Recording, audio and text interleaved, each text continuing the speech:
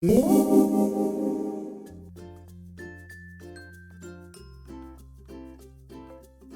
everyone! So Ohuhu, I'm not sure how to say that, asked me if I wanted to try out their markers, and since I've been looking into reviewing more cheaper markers, I said okay, and these color pencils came as a bonus, I guess. I didn't know that they would send them, but I asked you guys here on the YouTube community tab which one I should review, and many of you want to see the markers, but many also said that you have never heard of the Ohuhu color pencils, so let's try both.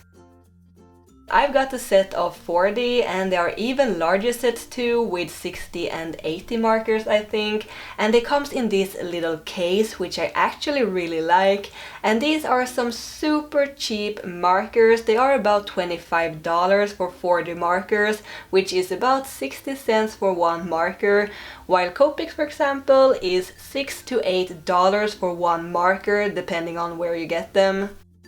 So this is the marker. They have one finer bullet nib that is marked with a gray line, just as Copics, and the biggest downside to me with these markers so far is that they have no brush nib, but I've been working with bullet nib markers for many years, so I think I can handle these, and there is a chisel nib at the other end. And I don't know why I did that, I just had to pick them up again. Yeah, clever cat. But don't they look so pretty? I made a color chart to try to get some order in these colors. They have numbers but no color code, like V for violet and G for green and R for red and so on. So I just divided them into different groups that made sense to me at least. The colors don't always match the color of the cap either, so it is handy having a color chart. There are some fluorescent colors, but for some reason they seem to not be alcohol based like the rest of the markers. You can tell since they don't blend very well and they don't bleed through the paper, as you can see. They are very juicy and they blend quite well together when mixing the colors that are similar or closer to each other on the color wheel, and blending a super light and a darker color without any kind of mid-tone in between I believe is quite hard for any type of marker. So yeah, it looks good so far. I really like the chisel nib. It gives a very smooth and even line, which is very important now when we don't have the brush nib to rely on for larger area fills. Then we have the color pencils, and this is a set of 72 pencils. These are about $18 I think, which is also super cheap compared to the Faber-Castell Polychromos color pencils, for example, that are $51 for a set of 36. So yeah, these are very cheap.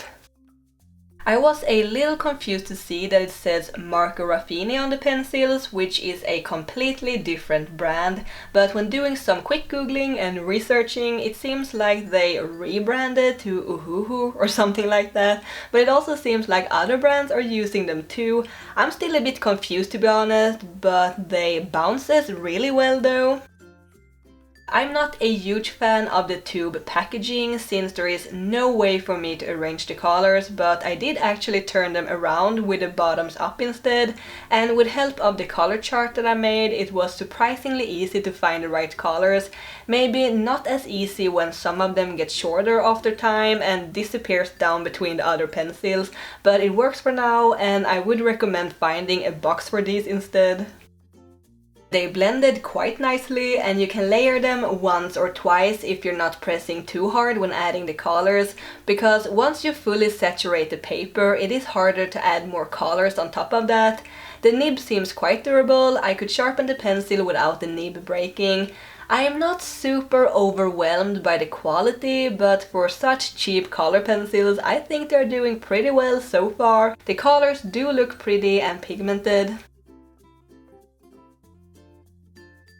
So I'm coloring this sketch here that I made in April last year or something, and it has just been laying around ever since, so I thought it would be perfect to try these supplies on. And there weren't many lighter skin tones in this set, which gave me a perfect opportunity to practice darker skin tones, which there weren't many of either, to be honest. I believe the colors may vary from set to set, so if you get a set of 40 like this one, the colors may be different, but I'm not entirely sure about that. And sometimes when adding a darker color to a larger area like this one, there is a big risk that it will look streaky since the ink dries really fast, and if you're going over one spot more than once, it will look darker or uneven. So you have to work very fast before the ink dries. But this ink went on very smoothly and it didn't look very streaky.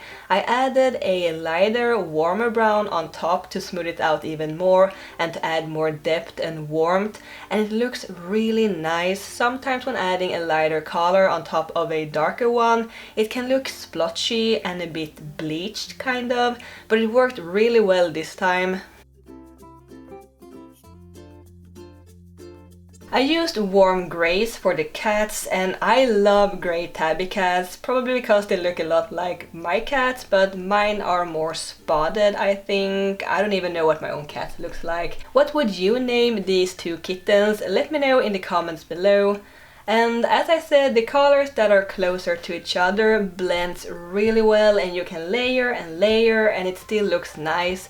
Also, the girl is holding up the cat, so that is her hand that you can see between the cat's front legs. It may look a little confusing though, it kind of looks like the cat is hanging on her shoulder almost.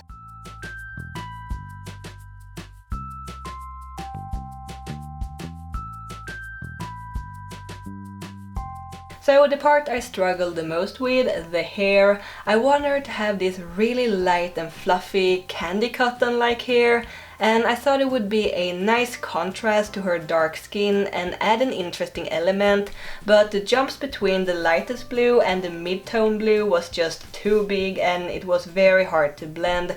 I tried it a bit under her chin, as you can see, but it didn't look very great. I also needed to tie the piece together even more, so I added purple to her hair to match the purple leaves around them. But of course the darker purple was also very hard to blend with a very light purple that I had, so I had an idea to use the color pencils to kind of blend out the darker colors, and here is where I noticed that these color pencils do not work very well over markers or on this smoother Bristol board. They look smudgy and uneven and they feel very plasticky or waxy to draw with. When I tried them out before in the beginning of the video, I used a more textured drawing paper and they seemed just fine, but on this paper they do not look as great. Which is fine, I do understand that some color pencils may look better on textured paper, but this is a technique I've done so many times before with my Faber-Castell Polychromos color pencils, and they are great to draw with on both textured and smoother paper.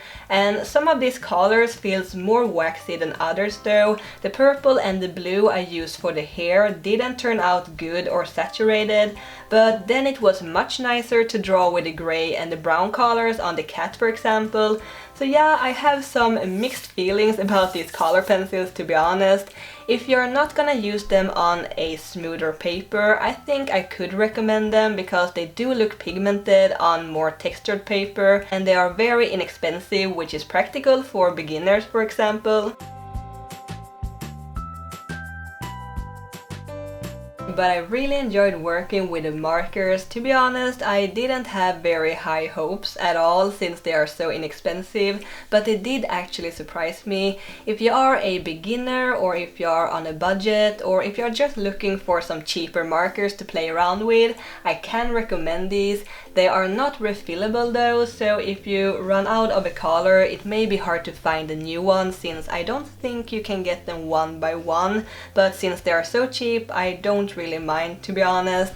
The biggest downside to me is still that they don't have any brush nibs, but it's not really a huge problem.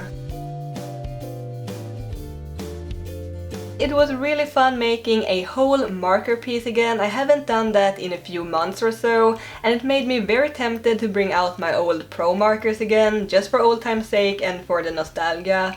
I am actually really liking the color scheme in this piece and the more earthy tones. I think her light blue purple hair is a really nice contrast and gives a lighter feeling to the drawing.